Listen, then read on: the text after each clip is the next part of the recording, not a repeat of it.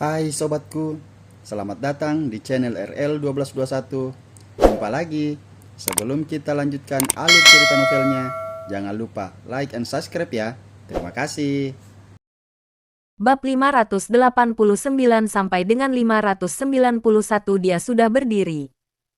Setelah dia menyadari tiba-tiba menunjuk ke arah Peter. Peter yang tidak berguna. Beraninya kamu. Apa kamu mengira setelah dirimu pulih sudah layak menjalin hubungan dengan keluarga Carmine? Aku kasih tahu kamu. Kalau kamu berani membuat masalah di sini, kamu bakal mati. Bos Richard, orang ini bukan tamu. Undangan keluarga Carmine. Tolong bantu mengusirnya. Pria parubaya ini menoleh ke arah Richard dan mulai mengadu.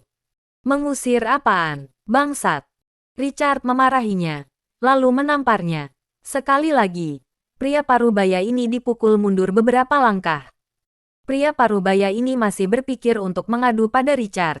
Agar Richard mengusir Peter. Tidak sangka malah mendapat semburan darinya. Ditambah dengan tamparan yang tidak berbelas kasih. Melihat situasi ini, salah seorang kerabat jauh dari keluarga Carmine tertegun. Benaknya berdengung. Sepertinya ada yang tidak beres dari masalah ini. Tuan Peter. Detik berikutnya, Richard membawa ratusan pria gagah berbaju hitam membungkukkan badan dan menyapa pada Peter secara serentak.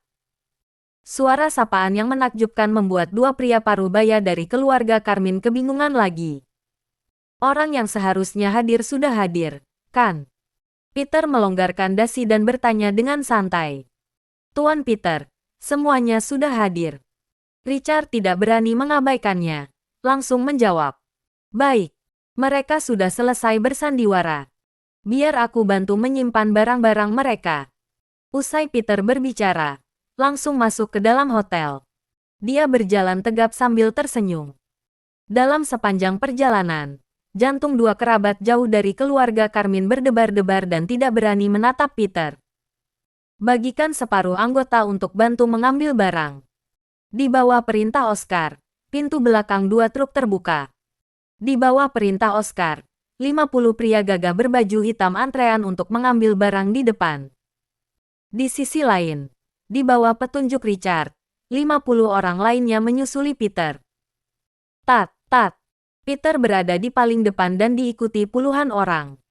Sepatu kulit menginjak pada lantai, menghasilkan bunyi yang renyah dan terus bergema dalam aula.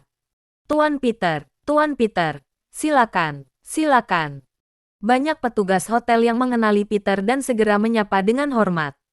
Sementara itu, tujuan Peter sangat jelas, yaitu bergegas ke lantai teratas.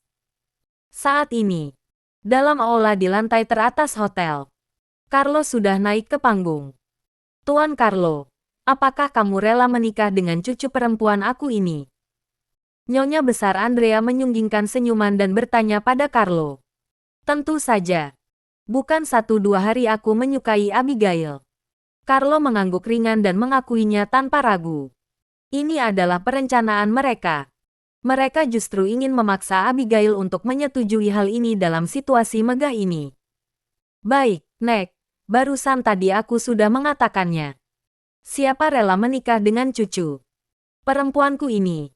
Aku pasti tidak akan melarangnya. Kalau gitu, Nyonya besar Andrea menghadap para hadirin dan mulai berbicara dengan serius. Namun, dia belum selesai berbicara. Abigail langsung mencengkeram lengannya. Nenek, apa kamu yang mengatur semua ini? Kalian telah mendiskusikannya, kan? Abigail menatap lekat pada Nyonya besar Andrea. Tatapannya mengandung suasana hati yang sangat rumit. Apa yang sedang kamu lakukan? Nyonya besar Andrea segera menonaktifkan mikrofon, agar suaranya tidak terdengar orang-orang di bawah panggung. Aku bilang, apa kamu yang mengatur semua ini? Istilah merekrut menantu hanya berakting di depanku. Kamu tetap berharap aku untuk menikah dengan Carlo, kan? Abigail menggelengkan kepala dan terus bertanya pada Nyonya besar Andrea. Nenek di depannya ini adalah orang tuanya. Neneknya, seorang yang sangat dia hormati. Namun, orang yang dia hormati ini malah bersandiwara di depannya, mempermainkan perasaannya. Saat ini, hati Abigail perlahan merasa sedih. Awalnya, dia merasa dirinya menempati posisi tertentu dalam hati Nyonya Besar Andrea. Meskipun tidak setara dengan Janet dan yang lainnya, setidaknya dia juga cucu perempuan Nyonya Besar Andrea. Sekarang, Abigail tiba-tiba menyadari bahwa ternyata semua ini hanyalah pikiran dirinya semata-mata. Bagi Nyonya Besar Andrea, bagi seluruh keluarga Carmine, dia hanyalah sebuah peralatan. Sama seperti apa yang Kenneth katakan padanya, harga diri yang diberikan sebelumnya hanya bertujuan untuk mempergunakannya agar menjalin hubungan pernikahan dengan keluarga Nilo. Jika tidak bisa menjalin hubungan pernikahan dengan keluarga Nilo, bagaimana mungkin Abigail dianggap oleh keluarga Carmine? Dalam hati Abigail merasa sangat sedih. Abigail, menurutmu, apa kamu masih punya pilihan?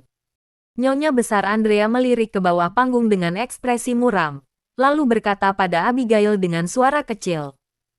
Sampai di sini, Abigail menyunggingkan senyuman pahit pada bibirnya. Dia memang tidak memiliki pilihan. Setelah Peter diusir dari keluarga Carmine, siapa lagi yang rela melindunginya setulus hati? Semua orang di sisinya, bahkan termasuk ibunya, Alisa juga berharap dia menikah dengan keluarga Nilo.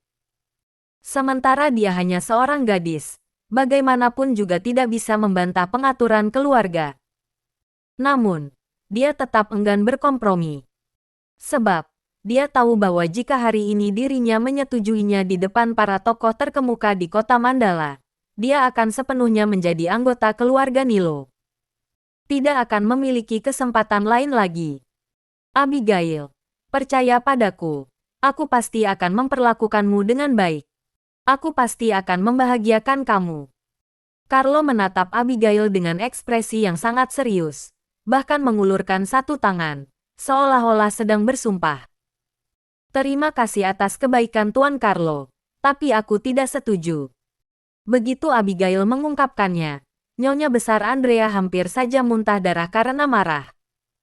Apa kamu ingin mempermalukan keluarga Carmine? Nyonya Besar Andrea agak mengentakkan kaki dan menggertakkan gigi saat menatap Abigail. Di sisi lain, semua orang di bawah panggung juga agak tertegun, lalu kebanyakan orang menunjukkan senyuman dingin. Henry sangat depresi, dia mengatur semua ini. Alhasil Abigail langsung menolak Carlo. Hal ini benar-benar agak lucu. Namun, Carlo malah sama sekali tidak cemas. Dia berani datang ke sini. Bagaimana mungkin tidak membuat persiapan? Abigail, padahal aku tidak ingin mengganggu kamu. Tapi, aku melihat banyak orang tidak menyukai kamu, enggan menerima cintamu. Dalam hatiku merasa sangat sedih. Orang lain tidak menyukai kamu, tapi aku tidak seperti mereka. Kenapa kamu tidak boleh memberiku satu kesempatan? Ekspresi wajah Carlo serius dan tatapannya penuh kehangatan. Bahkan, banyak gadis di bawah panggung pun merasa terharu. Namun, Abigail tetap saja tidak tersentuh, hanya mengangguk ringan. Kenapa dia begitu keras kepala, enggan menerima Carlo? Mungkin karena Peter sudah berkata padanya, menyuruh dia untuk menjauhi diri dengan Carlo. Waduh, kenapa berpura-pura murni? Sudah tiada orang yang menyukaimu, masih saja memilih. Tiba-tiba terdengar suara yang sinis dari bawah. Mendengar kata-kata itu, kebanyakan orang agak mengerutkan kening dan menoleh ke arah suara berasal. Namun, mereka malah tidak bisa menemukan orang. Benar, keluarga Carmine merekrut menantu, tapi tiada seorang pun yang mendaftarkan diri. Sekarang Tuan Carlo kemari, dia malah berpura-pura tinggi diri. Dengan kata ini sama suka mencari masalah. Sungguh, sudah tiada orang mau bersamamu. Apa kamu masih juga tidak menghargainya? Tuan Carlo juga benar-benar lapang dada. Abigail sudah bersama dengan pria lain selama 2 tahun. Kenapa Carlo masih rela bersamanya? Pokoknya, aku tidak akan mau. Selanjutnya, orang-orang di bawah panggung mulai ribut. Selain itu, suara diskusi sangat besar. Sehingga Abigail dan yang lainnya di panggung bisa mendengar dengan jelas. Kalian jangan berkata seperti itu. Berhubung dengan aku sudah jatuh cinta pada Abigail, maka aku rela mengubah prinsip diriku untuknya. Carlo berpura-pura menegur semua orang yang berada di bawah panggung. Kenyataannya, dalam hatinya sudah sangat kegirangan, karena orang-orang ini juga pengaturan darinya. Tuan Carlo, kami hanya merasa kamu dirugikan. Dia terlalu menganggap diri. Apa kamu pikir mentang-mentang dirimu sangat cantik, sehingga bisa menyulitkan orang lain? Jangan keterlaluan. Jangan salahkan aku berkata kasar. Dia sudah hidup bersama pria lain selama 2 tahun. Bukankah dia sama dengan sebuah sepatu usang? Benar, masih berani memilih dan tidak menyukai Tuan Carlo. Aku benar-benar tidak tahu dari mana keberanian dia berasal. Orang-orang yang diatur oleh Carlo di bawah panggung itu semakin keterlaluan. Ungkapannya semakin kasar. Kata-kata itu semua terdengar oleh Abigail dan membuat sekujur tubuhnya tidak tahan bergetar karena marah. Sejak kecil sampai besar, Abigail sangat menjunjung tinggi reputasi. Setelah lulus sekolah, dia jarang mendekati pria, apalagi berpacaran. Meskipun setelah bekerja, dia juga sangat teratur, bekerja dari pukul 9 sampai pukul 5 setiap harinya. Dia tidak pernah melakukan tindakan yang menyimpang. Saat ini, kata-kata sepatu usang membuat dia terasa bagaikan dihujani anak panah. Bukan, aku tidak. Abigail mengepalkan tinju dengan erat dan tidak tahan mengalirkan air mata. Apa yang kamu katakan belum tentu benar. Kamu sudah bersama dengan pria lain selama 2 tahun. Bukannya pria itu juga meninggalkan kamu? Benar, sudah tiada orang yang menginginkanmu. Kamu seharusnya berterima kasih pada Tuan Carlo. Selesai berbicara, dua pemuda di bawah panggung menundukkan kepalanya lagi. Abigail terdiam selama belasan detik, lalu perlahan menggelengkan kepala. Saat ini, Abigail tiba-tiba merasakan semacam dorongan hati yang ingin meninggalkan dunia ini. Sebab, sudah tiada hal yang layak dirindukan baginya di dunia ini. Plak, plak. Tepat pada saat ini, tiba-tiba terdengar dua bunyi tamparan.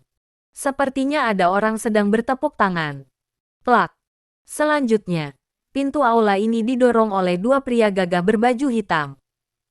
Seorang pemuda yang mengenakan setelan jas hitam masuk dengan santai. Dia melangkah sambil bertepuk tangan secara perlahan.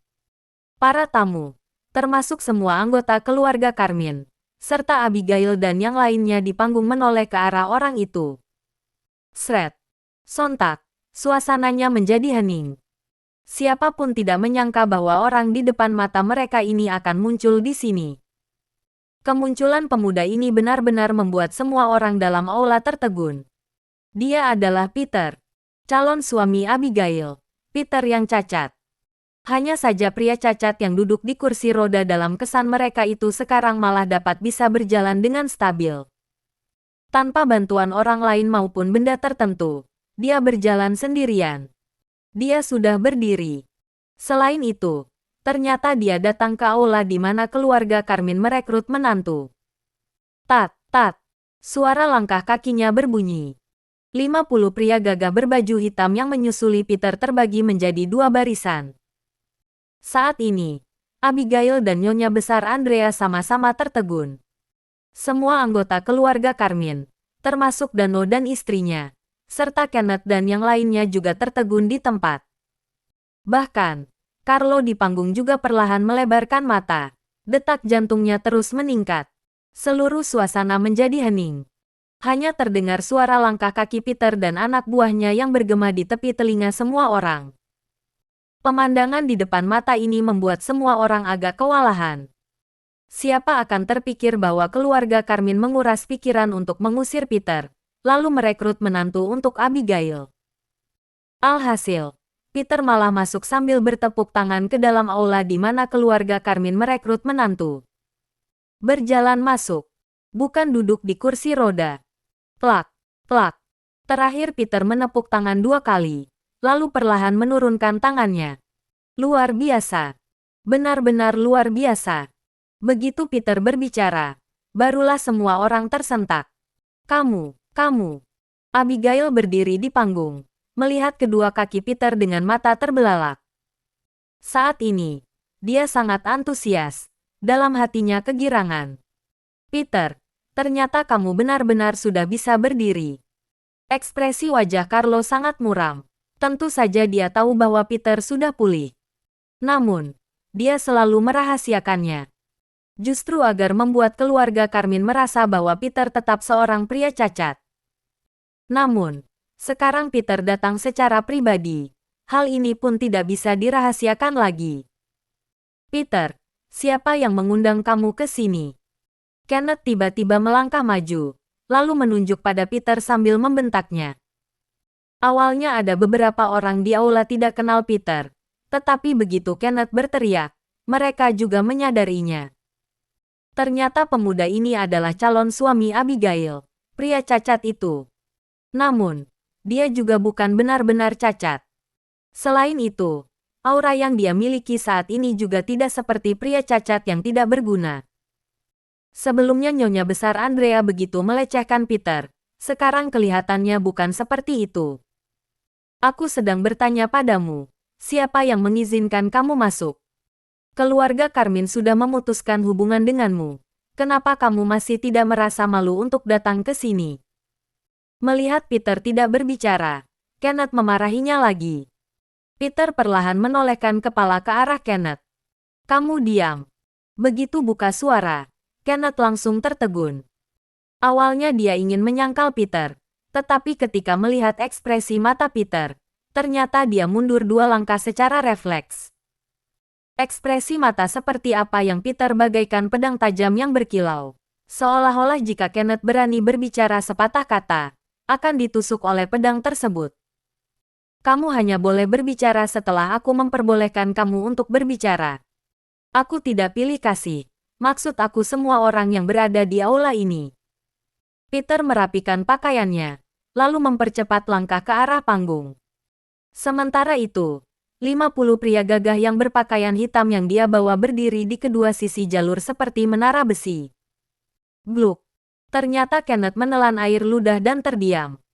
Orang-orang lainnya, ada yang sangat tidak puas dengan ketegasan Peter. Akan tetapi, saat ini kondisinya masih belum jelas. Untuk sementara mereka juga mengambil sikap diam. Siapa bilang tiada yang menginginkan Abigail? Tentu saja, kalian juga tidak berani menerimanya. Sebab, dia milikku. Juga hanya boleh jadi milikku. Saat berkata seperti itu, Peter menatap Abigail yang mengenakan pakaian indah di panggung dengan tatapan yang penuh arti. Abigail sudah tertegun. Matanya juga berkaca-kaca. Kemunculan Peter bagaikan secercah cahaya dalam kegelapan yang tiada batasnya, menyinari jalan di depannya. Nyonya Besar Andrea memberitahunya bahwa dia sudah tiada pilihan lain. Selain itu, Carlo juga terus mendesak di sampingnya. Saat dia merasa tidak berdaya dan pasrah, Peter muncul di depannya. Apa yang Peter katakan bagaikan sang penolong. Lebih seperti pria yang telah ditakdirkan untuknya. Para tokoh terkemuka di bawah panggung tetap melihat dengan diam. Selanjutnya, mungkin keluarga Nilo akan bertentangan dengan Peter, kan? Hanya saja banyak orang tidak mengerti. Keluarga Nilo tidak hanya kaya dan berkuasa, juga memiliki dukungan besar seperti Joko. Apa modal Peter untuk bertentangan dengan keluarga Nilo? Meskipun dia sekarang sudah bukan orang cacat, lalu apa yang bisa dilakukan? Orang-orang di sisinya meremehkannya bukan hanya karena dia cacat. Jika Peter berkuasa, meskipun dia cacat dan berbaring di ranjang juga akan mendapat penghormatan dari banyak orang. Jika dia tidak memiliki apapun, meskipun memiliki kesehatan tubuh, lalu apa yang bisa dilakukan? Di tempat konstruksi bangunan juga banyak orang yang sehat. Namun, orang-orang yang sehat itu mungkin seumur hidupnya tidak memiliki kesempatan untuk masuk ke tempat semacam ini. Sebab itu, para tokoh terkemuka dari kota Mandala di bawah panggung pada merasa pertentangan antara Peter dan keluarga Nilo bagaikan menentang matahari. Kapan kamu pulih? Nyonya Besar Andrea bertanya pada Peter dengan raut wajah muram. Kamu juga diam. Peter melirik Nyonya Besar Andrea lagi dan berbicara dengan nada yang sangat tegas. Kamu. Kapan Nyonya Besar Andrea ditegur seperti ini, sehingga langsung naik pitam. Namun, Kenneth menariknya. Lihat dulu apa yang ingin dia lakukan. Kenneth berbisik pada Nyonya Besar Andrea. Nyonya Besar Andrea mendengus dan untuk sementara tidak berbicara. Bagaimanapun, Carlo berada di sini. Peter pasti tidak berani membuat masalah. Maka itu, sama sekali tidak perlu keluarga Carmine yang turun tangan. Namun, penampilan Carlo membuat Nyonya Besar Andrea sangat terkejut. Saat Carlo berdiri di tempat, dia agak mengerutkan kening, seolah-olah sedang merenungkan sesuatu. Kelihatannya dia ingin melihat apa yang ingin dilakukan oleh Peter terlebih dahulu. Sudah aku katakan, selagi ada aku, tidak akan ada orang di kota Mandala yang dapat menindas Abigail. Tapi barusan tadi aku mendengar ada orang mau menindasnya. Peter naik ke panggung dan menghampiri Abigail, lalu perlahan menoleh ke bawah panggung. Dia menatap dari ketinggian, bagaikan orang besar sedang melihat orang kecil. Banyak orang yang menundukkan kepala secara refleks. Barusan tadi, di bawah pengaturan Carlo, ada orang sengaja berkata bahwa tiada yang menginginkan Abigail, bahkan berkata bahwa Abigail adalah sepatu usang. Carlo juga memberi jaminan kepada mereka secara terang-terangan bahwa tiada yang akan mencari masalah pada mereka, termasuk Nyonya Besar Andrea juga tidak akan berkata sepatah kata. Sebab itu, barulah mereka berani berkata seperti itu. Namun, siapa akan terpikir bahwa ternyata Peter akan datang ke sini? Meskipun mereka tidak takut pada Peter, saat ini juga tiada yang mengakuinya. Tuan Peter, orang yang menghina Nona Abigail barusan tadi. Aku sudah mencatat daftar namanya. Yosua perlahan berdiri dan menyunggingkan senyuman.